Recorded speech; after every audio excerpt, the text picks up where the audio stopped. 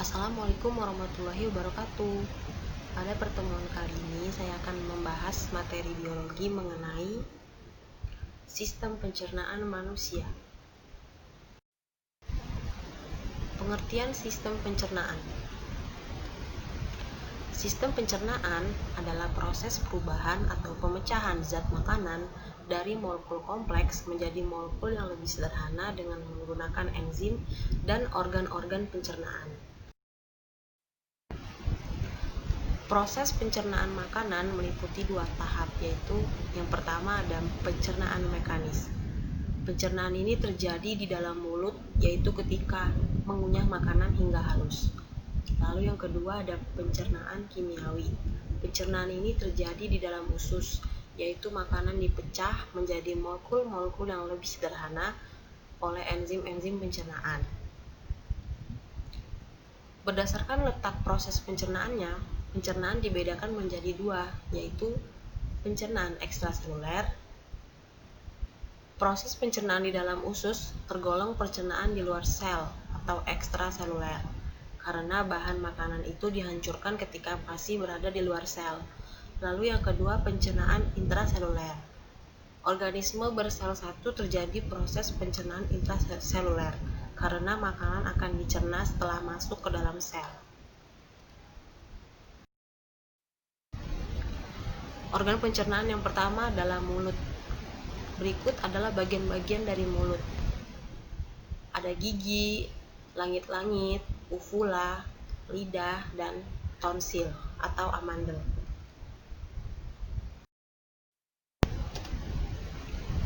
Lalu yang kedua ada gigi. Merupakan alat pencernaan yang bertugas secara mekanik. Terdapat 4 jenis gigi, yaitu gigi taring, berfungsi untuk merobek atau mencabik makanan, gigi seri, yang berfungsi untuk memotong makanan, gigi geraham depan, dan geraham belakang, yang keduanya berfungsi untuk menghaluskan makanan.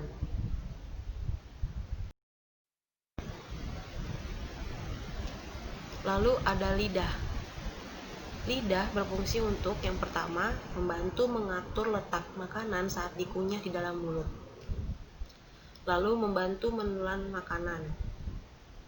Mengecap makanan yaitu rasa asin, manis, pahit, dan asam. Lalu lidah juga berfungsi untuk peka juga terhadap dingin, panas, dan tekanan.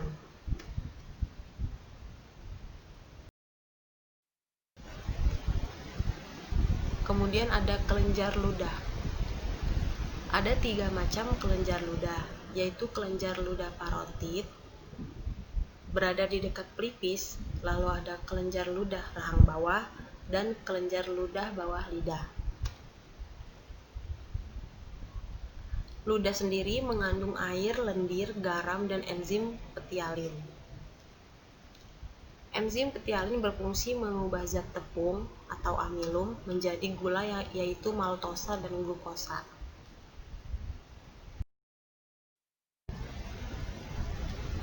Kerongkongan. Kerongkongan merupakan saluran panjang sebagai jalan makanan dari mulut menuju ke lambung. Panjang kerongkongan kurang lebih sebesar 20 cm dan lebar kurang lebih 2 cm. Kerongkongan dapat melakukan gerak peristaltik, yaitu gerakan melebar, menyempit, bergelombang, dan meremas-remas untuk mendorong makanan masuk ke lambung. Selama di dalam esofagus, makanan tidak mengalami proses pencernaan. Lalu kemudian lambung. Lambung terletak di dalam rongga perut sebelah kiri di bawah sekat rongga badan. Lambung dapat dibagi menjadi 3 daerah, yaitu daerah kardiak, fundus, dan pilorus. Makanan dicerna secara kimiawi di dalam lambung. Lambung juga melakukan gerak peristaltik untuk mengaduk-ngaduk makanan. Di bagian dinding lambung sebelah dalam terdapat kelenjar-kelenjar yang menghasilkan getah lambung. Getah lambung itu sendiri mengandung asam lambung atau HCl dan beberapa enzim pencernaan. Asam lambung berfungsi untuk membunuh mikroorganisme dan mengaktifkan enzim pepsinogen menjadi pepsin. Pepsin merupakan enzim yang dapat mengubah protein menjadi molekul yang lebih kecil. Sedikit demi sedikit makanan meninggalkan lambung menuju ke usus halus. Setelah 2-5 jam, lambung pun menjadi kosong. Usus halus. Usus halus merupakan saluran pencernaan terpanjang yang terdiri dari 3 bagian, yaitu usus 12 jari, usus kosong, dan usus penyerapan. Di dalam dinding usus 12 jari terdapat saluran dari kantung empedu dan pankreas. Pankreas menghasilkan getah pankreas. Getah pankreas itu sendiri mengandung enzim amilase, tripsinogen, dan lipase. Usus kosong. Panjang usus kosong itu sendiri yaitu 1,5 sampai 1,75 cm. Di dalam jejunum, makanan menjadi bentuk bubur yang lumat dan encer karena mengalami pencernaan secara kimiawi oleh secara sempurna. Usus penyerapan atau ilem. Panjang ilem adalah sebesar 0,75 sampai 3,5 cm. Di dalam ilem terjadi penyerapan absorpsi atau penyerapan sari-sari makanan. Permukaan dinding ilem dipenuhi dengan bagian-bagian yang disebut jonjot-jonjot usus atau villi, sehingga permukaan usus menjadi semakin luas dan penyerapan dapat berjalan baik. Usus besar, rektum, dan anus.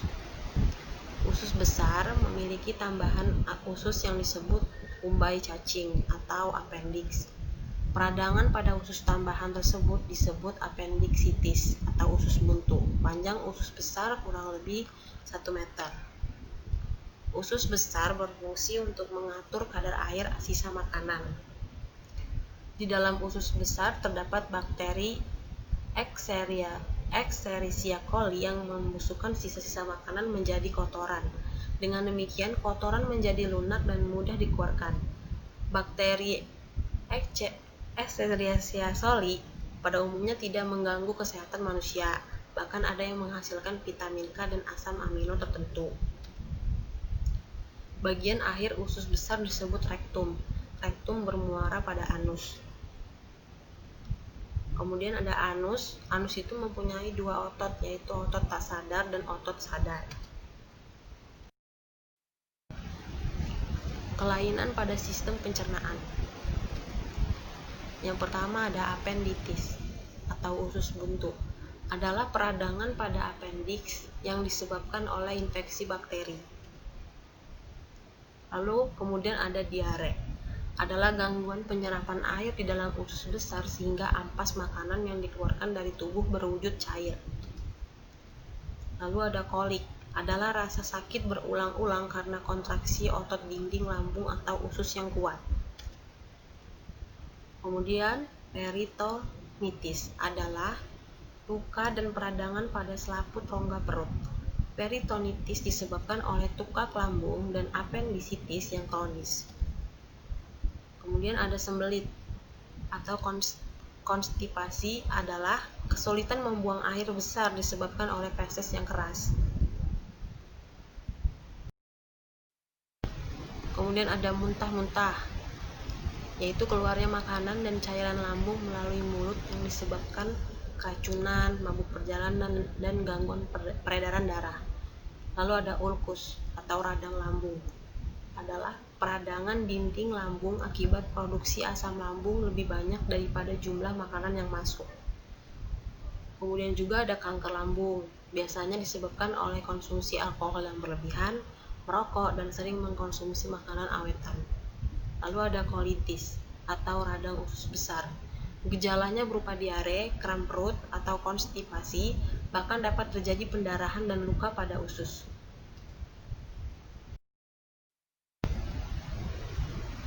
Kemudian kita lanjut bahas pembahasan tentang makanan.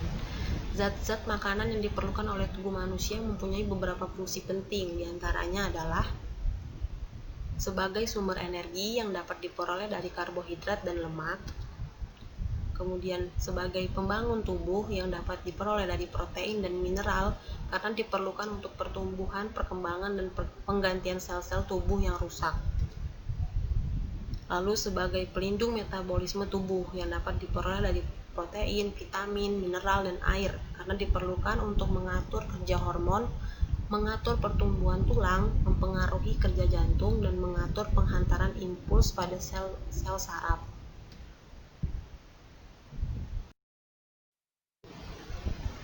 Penyakit defisiensi akibat makanan tidak seimbang, yaitu ada dua macam, yaitu marasmus dan kwashiorkor.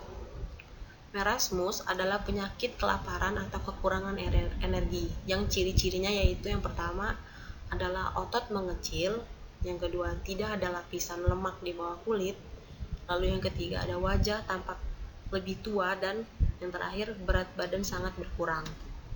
Sedangkan kwashiorkor adalah penyakit yang disebabkan kekurangan protein.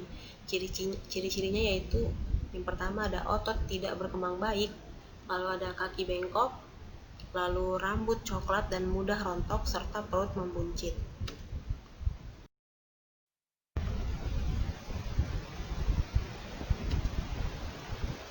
Berikut adalah tabel saluran pencernaan manusia. Bisa kita lihat, pada rongga mulut terjadi proses pencernaan secara mekanik dan kimiawi yang menghasilkan enzim petialin dan lipase. Enzim petialin menghasilkan amilum lalu diproses menjadi disakarida. Lalu ada lambung di dalamnya terjadi proses kimiawi yang menghasilkan enzim pepsin, renin, lipase, dan HCl. Lalu ada saluran pencernaan usus 12 jari. Di dalamnya terjadi proses pencernaan kimiawi yang menghasilkan enzim empedu, enterokinase, tripsin, dan strepsin, dan amilase. Lalu ada usus halus. Proses pencernaan yang terjadi di dalam usus halus yaitu kimiawi, yang melibatkan enzim enterokinase, erepsin, maltase, sakarase, laktase, dan lipase.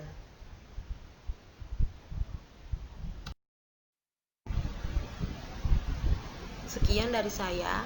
Apabila ada kekurangan dalam pembahasan materi kali ini, saya mohon maaf. Terima kasih. Wassalamualaikum warahmatullahi wabarakatuh.